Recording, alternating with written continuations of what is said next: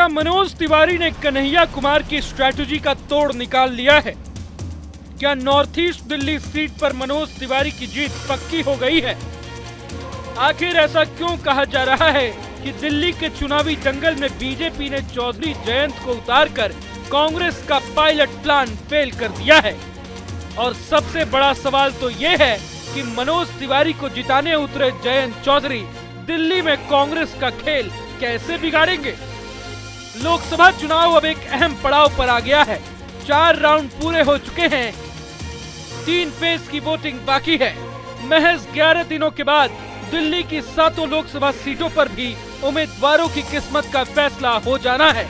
25 मई को दिल्ली में वोटिंग है, लेकिन नॉर्थ ईस्ट दिल्ली सीट पर सियासी तापमान बढ़ा हुआ है। बिहारी वर्सेस बिहारी की लड़ाई ने इस सीट पर मुकाबले को काफी दिलचस्प बना दिया है।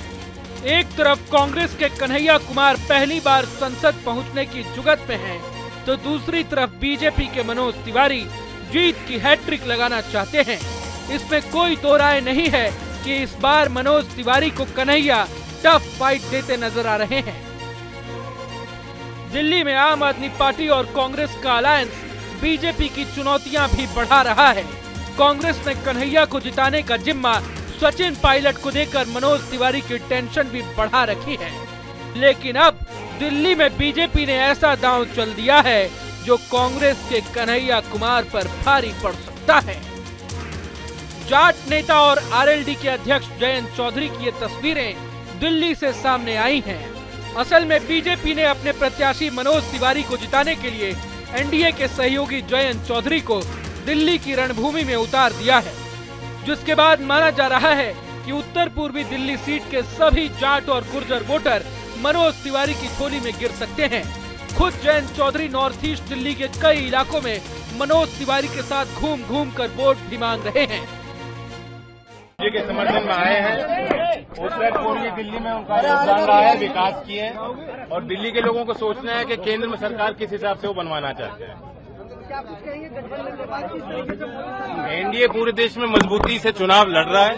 400 पार का नारा दिया है, एक बड़ा एम्बिशियस लक्ष्य दिया गया है, और मतदाताओं के हाथ में जनता जनार्दन तय करेगी। मुझे पूरा कॉन्फिडेंस है कल दोबारा वोट होंगी, और जो 3 चरण में हमने देखा है, जो मोमेंटम एक गति मिली है, वही गति आगे बढ़ेगी। आपको बता दें कि नॉर्थ ईस्ट दिल्ली सीट पर वैसे तो पूर्वांचली वोटर्स निर्णायक भूमिका में होते हैं। चूँकि इस बार की लड़ाई 2 बिहारी कैंडिडेट के बीच है, इसलिए पॉलिटिकल एक्सपर्ट्स का मानना है कि जीत और हार का अंतर काफी कम हो सकता है। इसलिए बीजेपी ने जयंत चौधरी जैसे जाट नेता को मैदान में उतारकर एक नया दांव चल दिया है। हालांकि बीजेपी की तरफ से स्टार प्रचारक और तेज तर्रार युवा नेता तेजस्वी सूर्या भी इन दिनों नॉर्थ ईस्ट दिल्ली में कैंप लगाए बैठे हैं। मनोज तिवारी की जीत पक्की करने के लिए खुद तेजस्वी सूर्या भी युवा वोटर्स को अपने पाले में करने की कोशिश कर रहे हैं। मनोज तिवारी जी को मैं अग्रिम बधाई दे रहा हूं। मनोज जी न सिर्फ लोकप्रिय सांसद है, पर वो जहां जाए, बिहार, उत्तर प्रदेश, दिल्ली, इन हिंदी भाषी प्रदेश में तो इनका बड़ा फैन फॉलोइंग है ही है, पर दक्षिण भारत में भी, बेंगलुरु जहां से मैं आता हूं, कर्नाटका जहां से मैं आता हूं, वहां भी मनोज तिवारी जी के बहुत बड़ा चाहने वाले वर्ग है, फैन फॉलोइंग है।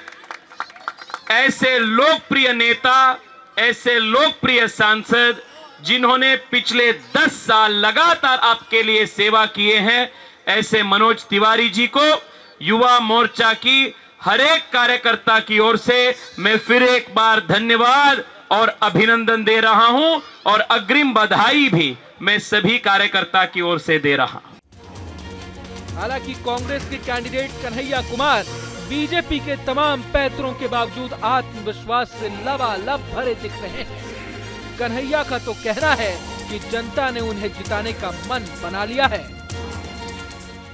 देखिए, एक तरफ मनोज तिवारी हैं, दूसरी तरफ उत्तर पूर्वी दिल्ली की जनता है। मैं नहीं हूँ। मैं यह बात इसलिए कह रहा हूँ कि आप वहाँ के लोगों से जब बात करेंगे तो वो सांसद महोदय के काम से बेहद नाराज़ हैं।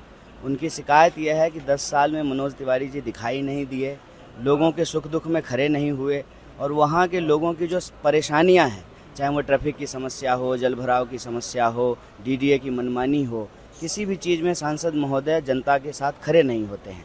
तो यह चुनाव जो है धीरे धीरे अब 2 पार्टी के बीच में नहीं है, 2 व्यक्ति के बीच में नहीं है, यह चुनाव एनडीए बनाम जनता हो गई है। बता दें कि बीजेपी के मनोज तिवारी पिछले 2 बार से यहां से सांसद हैं, लेकिन इस बार उनकी लड़ाई आम आदमी पार्टी और कांग्रेस के गठबंधन से है। बहरहाल अब देखना दिलचस्प होगा कि उत्तर पूर्वी दिल्ली के चुनावी जंग में कौन विजयी होता है, साथ ही जनता किसे अपने सिर आंखों पर बैठाती है।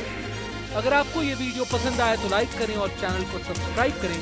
वहीं तमाम बड़ी खबरों के लिए देखते रहें